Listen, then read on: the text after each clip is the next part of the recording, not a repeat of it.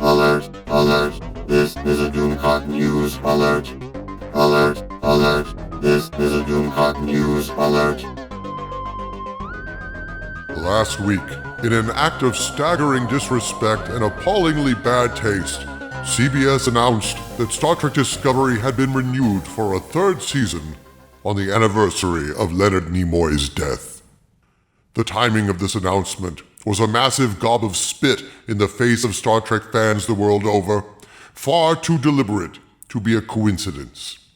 But this insult is no surprise, as the mere existence of Star Trek Discovery is an affront to Star Trek, not only in terms of canon, but even more so in terms of violating the very spirit of Star Trek as envisioned by Gene Roddenberry in the 60s.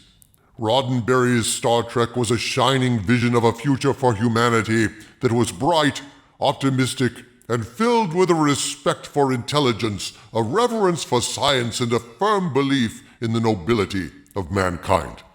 Star Trek Discovery, on the other hand, is an ugly, dark, stupid show about wooden characters that ride around on mushrooms.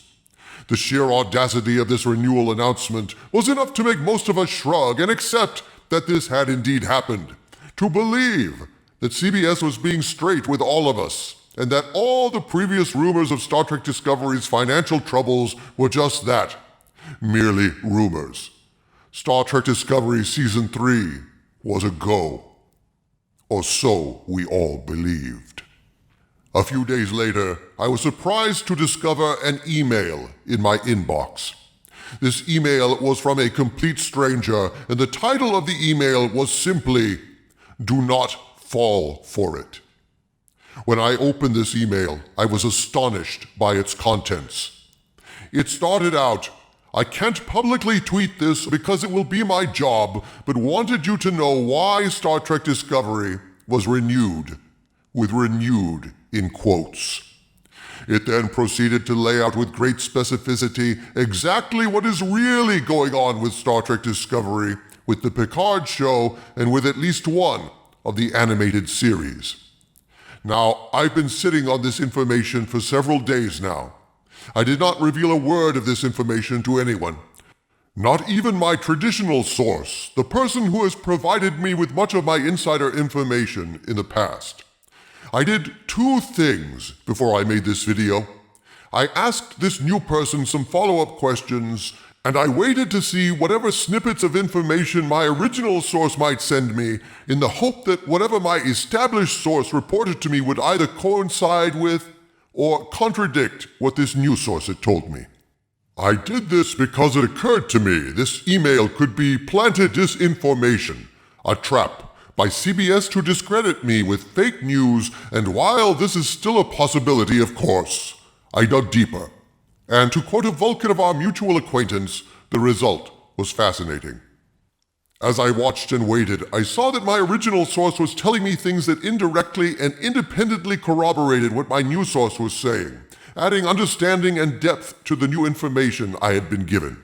Furthermore, the answers to the additional questions I asked satisfied me that there was a good chance of two things. This unexpected source was indeed someone who might well have first-hand knowledge of what was happening inside the production, and that this source might well be, as claimed, unable to publicly disclose this information directly out of fear of repercussions from CBS. At this point, though I must report all of this now as rumor, this time a lot of the information I'm providing you is reinforced by two separate sources, and the reporting I'm piecing together for this video is assembled from the pieces of their independent whistleblowing. That said, you should consider all of this rumor, although unlike rumors of internal strife within CBS, it will be very easy to track the accuracy of this information merely by seeing the finished products whenever they air. So now I present you a report on the alleged current state of Star Trek Discovery, culled from two different sources. Apparently, Star Trek Discovery has not been really renewed in anything resembling its current form. Despite last week's crowing and misleading announcement, what CBS is going to cynically present on CBS All Access is a truncated, cost-cutting, bare-bones version of the show. Reportedly, Season 3 is going to consist entirely of short treks. According to my source, CBS is planning on shooting 20 of these short episodes, each one running about 20 minutes in length.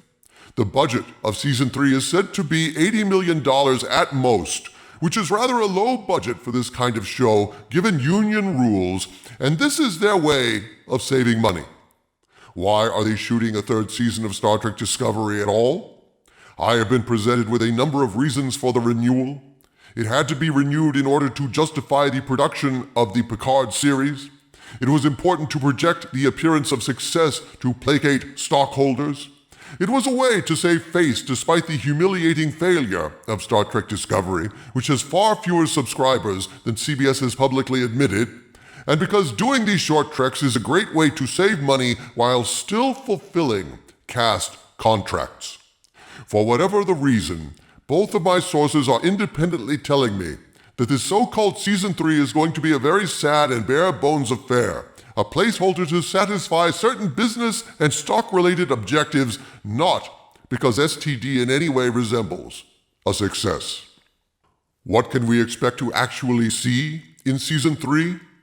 As with all the previous short treks, expect Season 3 to consist of all bottle shows that take place only on existing sets with very little FX and almost no planet scenes unless they can use something from the Picard series. This is due to the fact that Patrick Stewart is being paid so much that they've had to take it from money that otherwise would have gone to Star Trek Discovery's budget. This source also states that there was a 5-year plan for this show, with a new captain every year being the idea. The batting order for these captains was going to be Lorca, Pike, Decker, Garth, until finally Mikey Spock was to become captain in Season 5. To quote the email, "With Garth being S4 captain, I don't know if they do Decker in Season 3 or just move Burnham up now because S3 is probably last." Additionally, this source reports that only one of these projected new shows will have a male lead, being Picard, of course, and even the animated show has a lead character who is a female Andorian, though this may change by the time the show airs. While it's uncertain what actors may be paired from the show to save money, they're going to keep Pike because of, quote, great fan reaction, and so he will be back. Despite the fact that this breaks canon, for Pike to still be hanging around the Discovery, to hell with canon, they will keep him around, being deliberately hazing about the timing of all these events, but then eventually he'll go back to the Enterprise. I have also been told some interesting things about the internal political dynamics of how things are functioning behind the scenes on the production side, but I'm not going to report anything about that so as to protect my source's identity, except to say that Michelle Paradise is actually going to be running things now, with Kurtzman serving merely as a figurehead.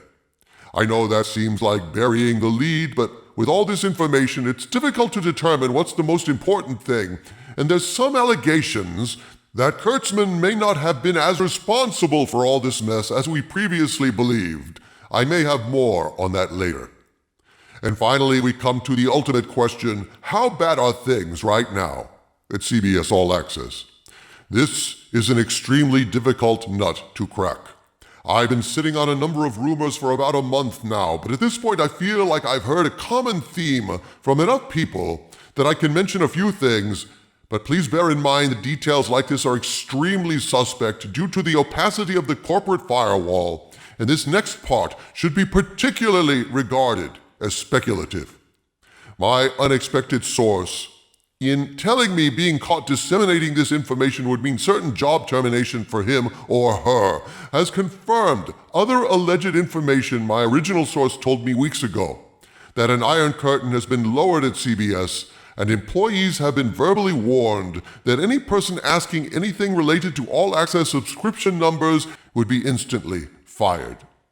This tightening of secrecy around Star Trek Discovery is also supported by this anecdote from Pensacon, of all places, a conversation overheard between an STD cast member and a fan, and subsequently posted on Facebook.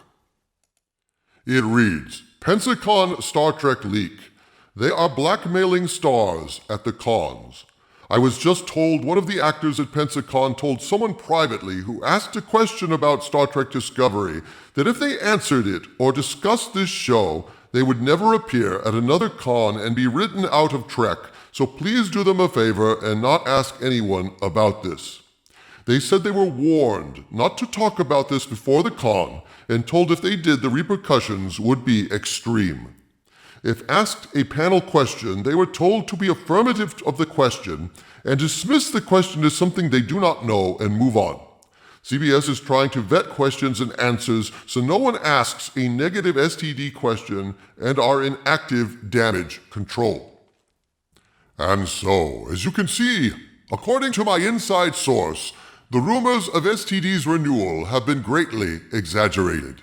Can a show be properly said to be renewed if it's in an entirely different format, shot on existing sets, merely as a token to placate stockholders, facilitate the production of another series, and fulfill contractual obligations at as little expense as possible? This information vindicates much of my previous reporting of the precarious status of STD. It has been near cancellation many times, and this diminished renewal, if accurate, is evidence that STD is damaged goods being wheeled out for Season 3 on life support. Last week, all the STD fans were crowing about this renewal, but it seems that the crowing may have been premature. Nevertheless, the proof is in the pudding, and we'll be able to see how this all plays out when and if STD returns to CBS All Access next year, in full-length episodes or short bursts you can miss if you blink. I hope it's the latter. I really enjoy blinking. From the center of the earth, this is Dictor Van Doomcock bidding you all, my friends, stay angry.